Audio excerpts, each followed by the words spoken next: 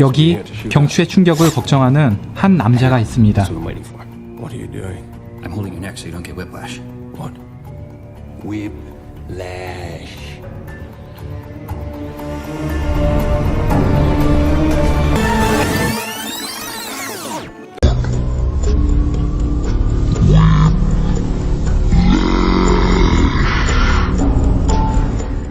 whiplash, 경추부영자를 이르는 말.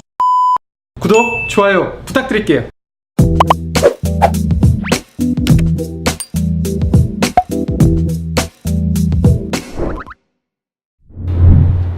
안녕하세요, 페인랩입니다. 보통 교통사고로 당했을 때 허리보다 취약한 목에 충격이 많이 가게 됩니다. 이로 인한 문제를 휘플래시, 즉 편타성 손상이라고 일컫는데, 이 편타는 채찍질을 의미합니다. 교통사고 시에 목이 다치는 과정이 채찍질을 할 때 이루어지는 과정과 상당히 유사하죠. 강력한 힘에 의해 필요 이상으로 뒤로 꺾이고 앞으로 꺾이는 움직임을 잘 알고 있으시죠?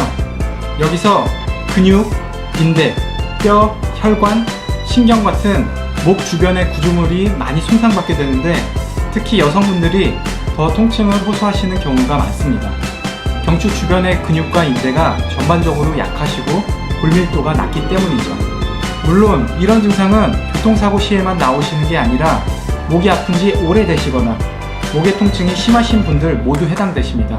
하지만 이 영상에서는 교통사고나 큰 충격으로 인해 나온 증상에 대해서 설명하고자 합니다.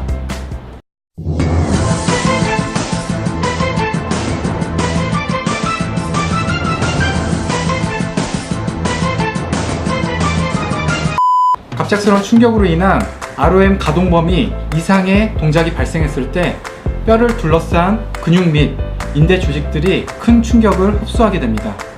따라서 검사에선 잘 나오지 않는 다음 연부 조직들이 손상되어서 통증들이 유발되게 되죠. 첫 번째, 근육. 사고 직후 고개가 뒤로 크게 젖히고 앞으로 숙여지면서 깊은 부위에 위치한 심부 근육까지 손상되는 편입니다. 경추와 두개골 사이에 위치하고 있는데, 이 부위가 손상되면 두통이나 어지러움, 메스꺼움이 나타나기도 하고 뻐근한 느낌이 항상 동반하게 되죠. 두 번째, 인대 손상. 고개가 뒤로 제껴질 때 디스크가 분리되기도 하며 척추 구조의 불안정성을 야기합니다. 전종인대 및 항인대는 부위도 부위지만 유압되기까지 오랜 시간이 걸리기 때문에 상당히 괴로워하시죠. 세 번째, 디스크 손상 및 저림증. 디스크 질환에 의해 저림증이 촉발되는 사례도 있고, 단순히 신경근이 눌리게 되면서 나타나는 문제도 있습니다. 또한 염증이 점점 커지게 되어 신경을 자극하는 경우에도 저림 증상이 유발될 수가 있습니다. 결과적으로 근육과 인대의 손상은 척추의 불안정성을 야기하고 통증을 만들게 됩니다. 이렇게 불안정성이 생기면 우리 몸은 오히려 경추 주변의 미세 근육들을 긴장하고 수축시켜서 지지하려는 습성을 가지게 됩니다. 나중에는 큰 근육까지 뭉치고 긴장을 유발하게 되면서 경추의 커브가 망가지고 일자목이 나타날 수가 있습니다. 통증이 사라지면 점점 정상으로 돌아오지만 시간이 지나고도 그대로라면 원래 일자목이 있었을 여지가 큽니다. 교통사고 발생 이후에 통증이 뻐근한 정도로 생각하고 방치하게 되면 안성적인 후유증까지 남게 됩니다.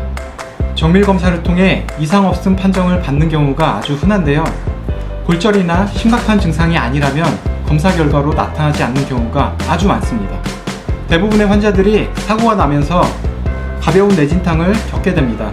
경추로 충격을 받게 되면 구토나 어지럼 증상이 발생하는데, 사고 직후에 바로 생길 수도 있고 혹은 아급성기 이후에 발생할 수도 있습니다.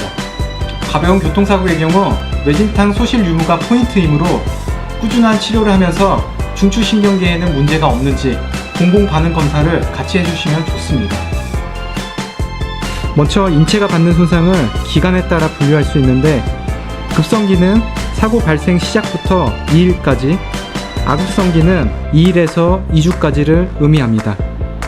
회복기는 대략적으로 2주에서 3개월 정도가 걸리며, 후유증 같은 경우는 3개월에서 18개월까지 다양합니다. 18개월 이후가 지나게 되면 만성 후유증에 빠지게 되며 치료하셔도 반복적으로 통증을 앓게 되는 경우가 많습니다. 따라서 신경해박적인 원리로 손상 부위를 접근하여 치료하는 게 관건입니다.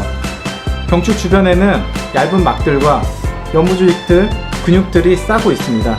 이쪽을 강한 충격을 받게 되시면 주변에 있는 이런 연부조직들이 많은 손상을 입게 되죠. 이런 손상이 나오게 되면 목이 항상 뻐근하고 불편하기 때문에 자주 주물러 주거나 스트레칭을 하시는 경우가 많습니다. 하지만 이런 경우에 증상은 점점 더 심하게 되죠. 두개골과 경추를 이어주는 심부내재근과 주변 부위에 있는 근육들이 많이 긴장을 하게 되는데 이쪽을 치료를 해주게 되면 증상들은 많이 호전되게 됩니다. 또한 신경 부위의 압박이나 주변의 염증들을 직접적으로 치료를 해준다면 증상들은 거의 다 없어지게 되죠. 보통 경황이 없어서 급성기에 바로 치료를 받는 경우가 드물지만 적어도 급성기에서 아급성기로 넘어가는 사이에는 충분한 치료를 받으셔야 후유증이 덜 남게 될 수 있습니다. 교통사고를 처음 당하게 되면 보통 어떻게 해야 될지 잘 모릅니다. 일단 병원에서 엑스레이, MRI 검사를 받고 이상이 없다고 하면 바로 일상생활에 복귀하는 경우가 아주 많죠.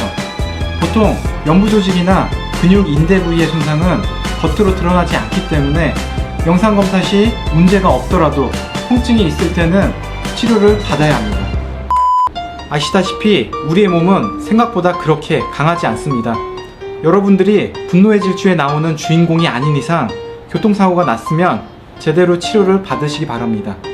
교통사고 시 자동차 보험으로 치료할 수 있으므로 비용에 대한 부담은 전혀 없습니다. 단지 시간을 내느냐의 문제시죠. 지금까지 교통사고로 인한 경추 염좌에 대해서 알아봤는데요.